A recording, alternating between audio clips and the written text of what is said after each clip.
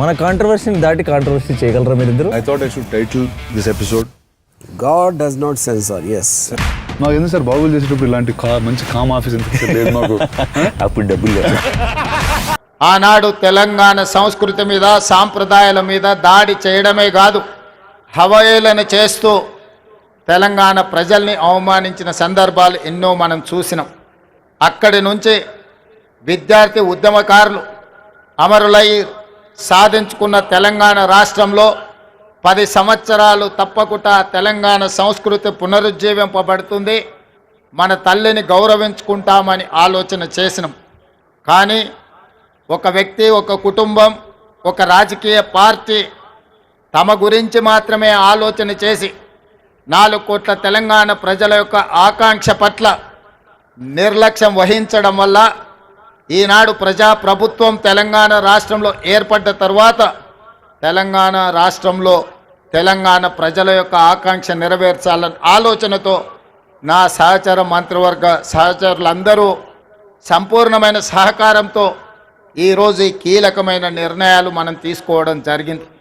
మిత్రులారా, ఆనాడు మీకు అందరికీ తెలుసు, తెలంగాణ రాష్ట్రంలో ఉద్యమం ఉవ్వెత్తున లేచినప్పుడు తెలంగాణ యువకులు ముఖ్యంగా తాము తిరిగే బండి మీదనే కాదు, తమ గుండెలపై టీజీ అని రాసుకొని తాము కట్టెల్లో కాలిన శాశ్వతంగా పచ్చబొట్టు పొడిపించుకున్న టీజీ ప్రజలకు శాశ్వతంగా గుర్తింపు ఉండాలి అని ఆనాడు టీజీ తెలంగాణ యువకులు గుండెల మీద రాయించుకున్నారు.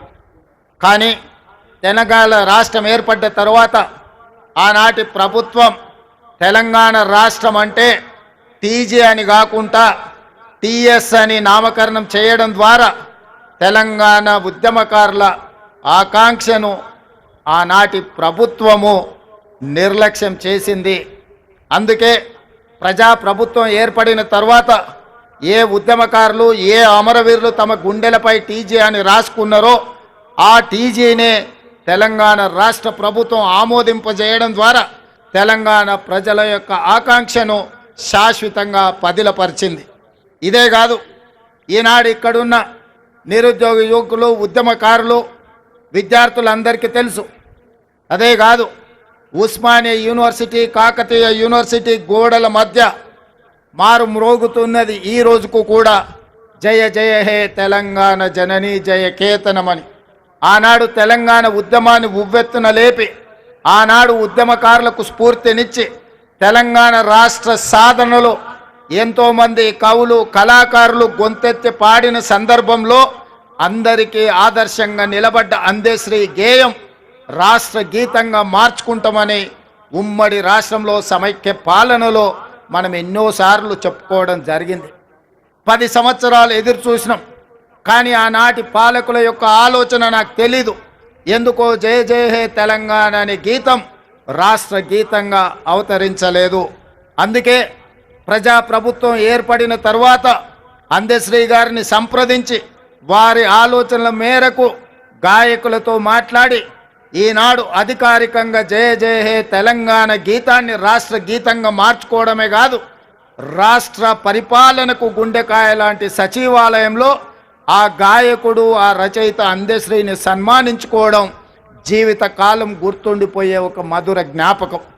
ఇంత గొప్ప అవకాశం, అదేవిధంగా రాష్ట్ర సాధన సమయంలో రాజకీయ పార్టీలు, వ్యక్తులు వాళ్ళ ఆలోచన పరంగా అది ఆలె నరేంద్ర గారు కావచ్చు, విజయ్ శాంతి గారు కావచ్చు, కల్వకుంట్ల చంద్రశేఖరరావు గారు కావచ్చు, లేదా చాలామంది ఉద్యమకారులు ఆయా రాజకీయ పార్టీల యొక్క ఆలోచన, వాళ్ళ విధి విధానాలకు అనుకూలంగా ఆనాడు తెలంగాణ తల్లి ప్రతిమను వారు సృష్టించుకొని ఆయా రాజకీయ పార్టీలు వాటితో ముందుకు కొనసాగినాయి.